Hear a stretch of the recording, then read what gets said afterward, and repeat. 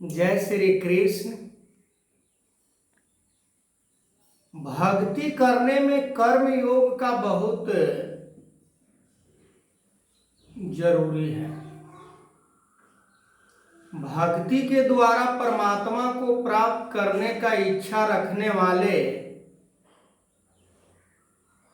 के मन के अंदर कर्म योग नहीं है। कर्म योग का मतलब समझना पड़ेगा कि कर्म योग कहा किसे जाता है। कर्म योग का मतलब होता है कि अपने लिए कर्म नहीं, दूसरों के लिए कर्म करना, अपने लिए अपने इच्छा के पूर्ति के लिए कर्म करना। ये भक्ति का कोई साधन नहीं है। संसार के लिए कर्म करना ये वास्तविक कर्मयोग है।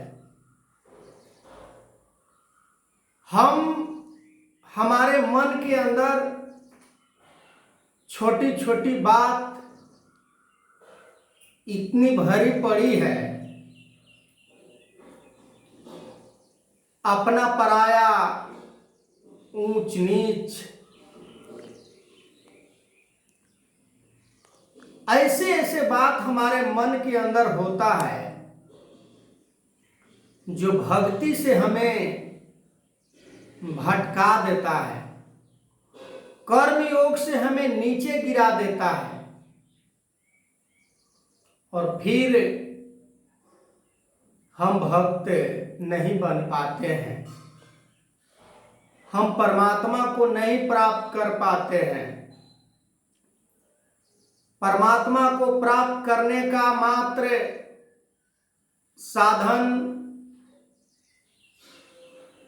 कर्म योग ही है। ज्ञान को प्राप्त कर लेने से भक्ति पूरी नहीं हो जाती है।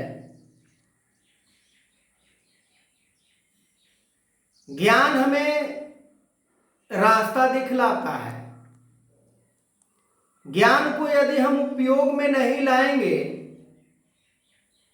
तो कर्म योग नहीं बन सकता है। और ये भी तय बात है कि संसार में यदि हम जी रहे हैं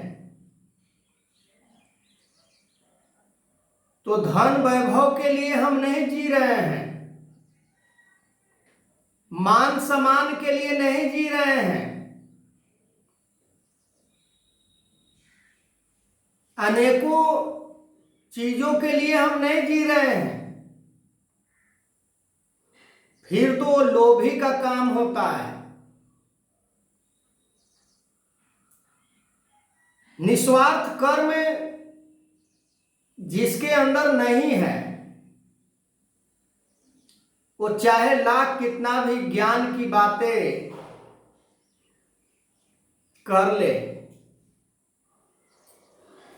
पर वो कर्म योगी नहीं बन सकता है। कर्म योगी बनने में अपना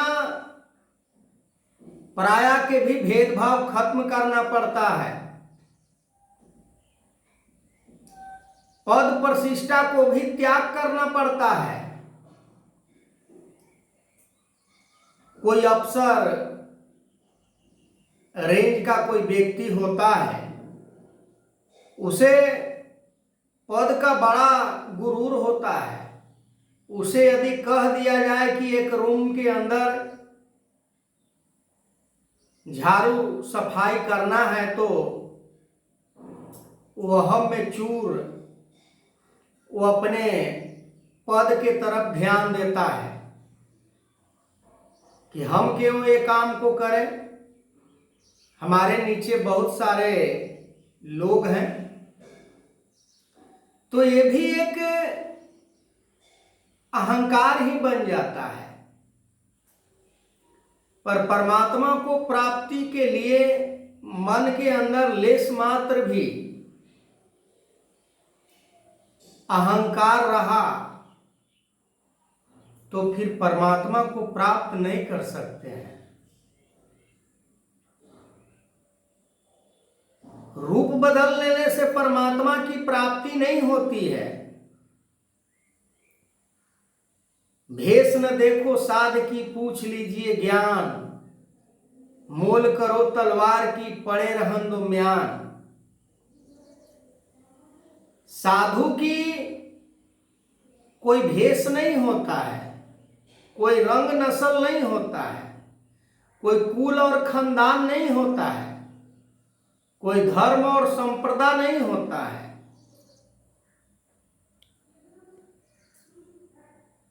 वो एक योग्यता होता है। कर्म योग को धारण करने के बाद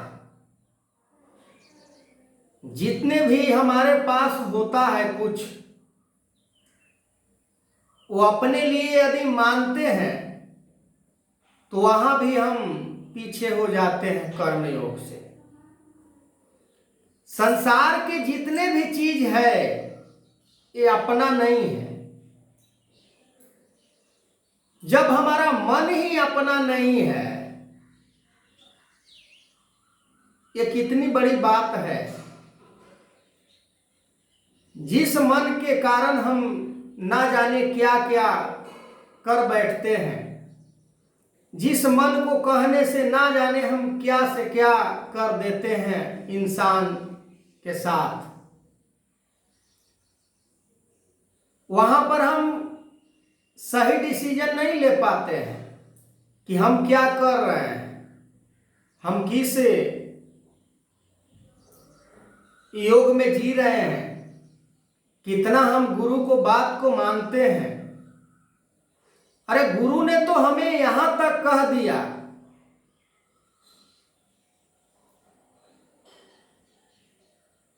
कि भटके हुए को रास्ता दिखाओ,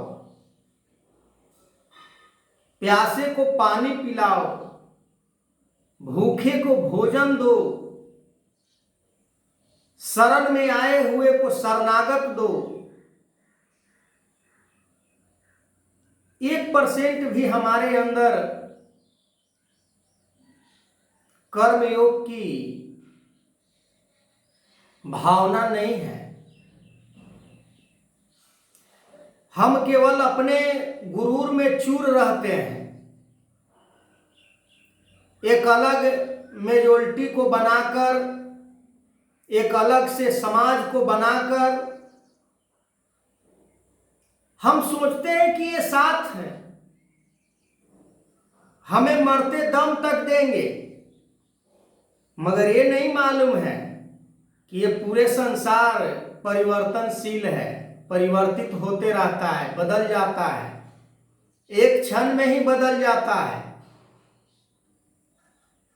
कोई नाटक के अंदर राजा हरिश्चंद्र का रोल करता है तो ऐसे समाज में वो विचरण नहीं करता है कि राजा हरिश्चंद्र का जो कर्म था वो धारण करके समाज में जिए। बस वो एक रोल था नाटक में पात्र का। तो हम भी संसार में जीवन जी रहे हैं तो रोल कर रहे हैं। हमें रोल निस्वार्थ होकर कर्मयोगी वाला रोल को अपनाना है। ना जाने कब ये जीवन का आखिरी श्वास समाप्त हो जाए, उससे पहले ही हम अपने जीवन में इस नेक काम को कर ले। पर हम संसार के लिए इतना परेशान होते हैं सुख सुविधा के लिए,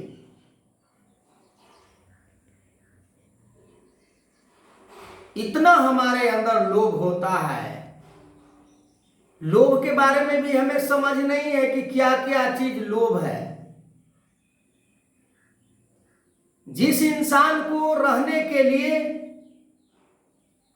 एक घर तक नहीं है, पर एक इंसान जिसके पास ना जाने कितने घरों का अंबार लगा पड़ा है, क्या उसे परमात्मा को प्राप्त करने का इच्छा है? क्या वो कर्म योग में जीवन जी रहा है?